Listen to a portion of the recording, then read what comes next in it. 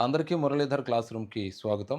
ఎప్పుడెప్పుడని ఎదురు చూస్తున్నటువంటి DSC examination అనేటువంటిది ఈరోజు ప్రారంభమైనది. సో, 6వ తారీఖు ఉదయం మనకి జరిగినటువంటి పరీక్ష లెక్కలకు సంబంధించి టీజీటీ పరీక్ష అనేటువంటిది జరిగింది.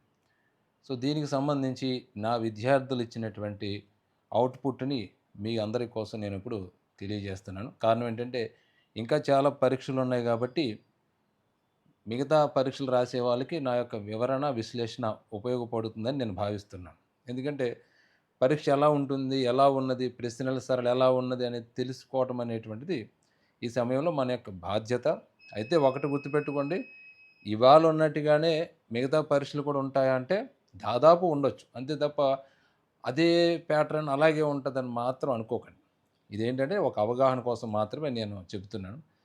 సో, ఈరోజు జరిగినటువంటి మ్యాథ్స్ పేపర్‌ని మనం గమనించుకున్నట్లయితే, మొదట ఫస్ట్ నుంచి చూద్దాం. జీకే కరెంట్ అఫైర్స్ గనుక చూసుకున్నట్లయితే, జీకే నుంచి ఎక్కువ ప్రశ్నలొచ్చినట్టుగా, కరెంట్ అఫైర్స్ నుంచి తక్కువ ప్రశ్నలొచ్చినట్టుగా తెలుస్తుంది. ఆ వచ్చినటువంటి 6, 5 ప్రశ్నలు కూడా కరెంట్ అఫైర్స్ ప్రశ్నలు కూడా వెరీ రీసెంట్ అనమాట. అంటే 2025 జనవరి నుంచి మే నెల వరకు ఉన్నటువంటి అంశాల మీద ప్రశ్నలు అడిగినట్టుగా తెలుస్తుంది. చాలా సింపుల్ ప్రశ్నలు అడిగాడనమాట. సుప్రీంకోర్టుకు సంబంధించి, న్యాయమూర్తికి సంబంధించి ఒక ప్రశ్న, అలాగే యుద్ధ విమానాలకు సంబంధించినటువంటి మరొక ప్రశ్న అడిగినట్టుగా తెలుస్తుంది. అంటే మొత్తం ప్రశ్నల్లో జీకే కరెంట్ అఫైర్స్‌లో 50, 50 కాకుండా ఈవేళ దాంట్లో 40, 60% కరెంట్ అఫైర్స్ నుంచి తక్కువ అడిగాడనే విషయాన్ని గుర్తుపెట్టుకోవాలి. అలాగే చాలా రీసెంట్‌గా అంటే మే నెలలో జరిగినటువంటి సంఘటనలు కూడా అడిగాడు. గతంలో నేను చెప్పాను మీకు.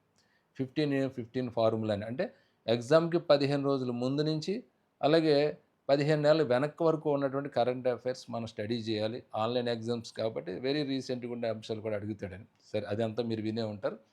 ఇక జీకే గురించి మాట్లాడుకుంటే జీకేకి సంబంధించినటువంటి ప్రశ్నలు జాగ్రఫీ విభాగం నుంచి, చరిత్ర విభాగం నుంచి అలాగే సైన్స్ విభాగం నుంచి, అలాగే పుస్తక రచనలకు సంబంధించి విభాగం నుంచి. అంటే మొదట నేను ఏదైతే చెప్పానో మీకు జీకేకి సంబంధించి కొన్ని ఫార్ములా ఒక 30 ఫా ఆహ్, ట టైటిల్ చెప్పాను మీకు. ఒక 30 అంశాలు ప్రధానంగా అదే అంశాల మీద ప్రశ్నలొచ్చినట్టుగా ఇవాళ మనకు తెలుస్తుంది. అంటే అవే ప్రశ్నలొచ్చాయని కాదు.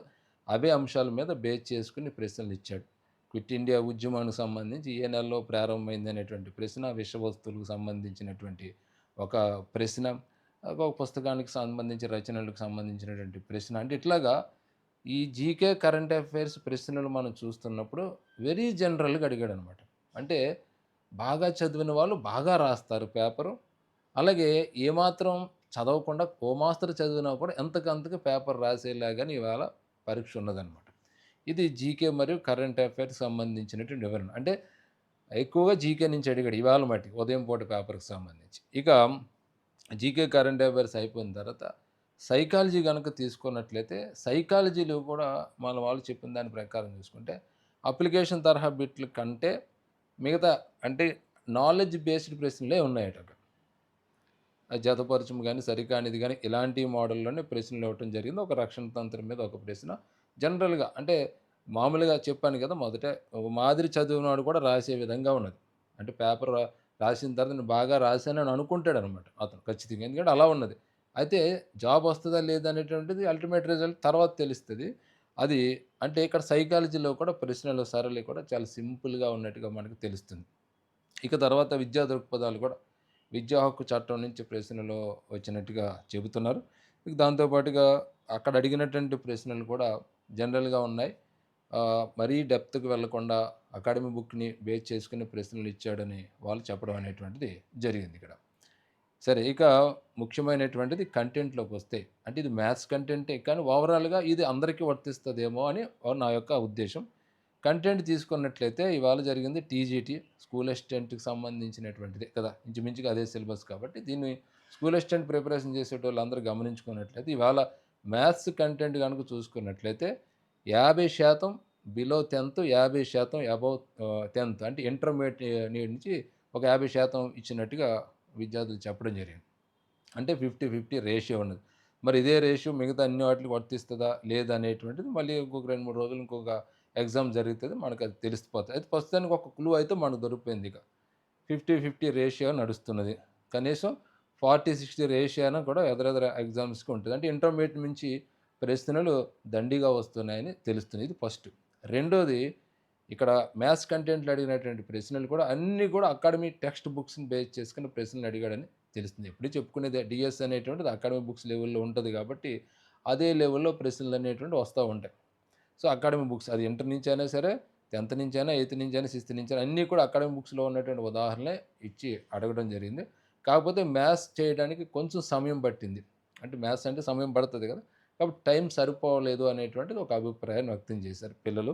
సరే అది టైం కరెక్ట్‌గా సరిపెట్టుకోవాల్సిన బాధ్యత ప్రతి ఒక్కరికి ఉంటది కాబట్టి, అంటే కొంచెం డిఫికల్టీ ఉన్నది అన్నట్టుగా. అంటే కంటెంట్ విషయంలో. అంటే టైం సరిపోలేదంటే మరి దాని అర్థం ఏంటి డిఫికల్టీగా ఉన్నట్టుగానే. కానీ జనరల్‌గా చాలా సింపుల్‌గా ఆహ్, అంటే బాగా చదివినోడు బాగా రాస్తాడు. ఓ మోస్తరు చదివినోడు కూడా రాయగలుగుతాడన్నమాట పేపర్. అలా ఉన్నట్టుగా మనకి కంటెంట్ తెలుస్తుంది. ఇక మెథడాలజీలో కూడా అన్నీ కూడా ప్రశ్నలు క్లియర్ కట్‌గా మనకి అకాడమీ బుక్స్‌లో ఉన్నటువంటి అంశాలు బేరీజ్ చేసుకునే ప్రశ్నలు ఇవ్వటం అనేటువంటిది జరిగిందని తెలుస్తుంది. ఇక కంటెంట్లు తీసుకుంటే 6th నుంచి 10th వరకు ఏదైతే ఉన్నదో అందులో ఉన్న అంశాలు మాత్రమే ఇచ్చినట్టుగా తెలుస్తుంది.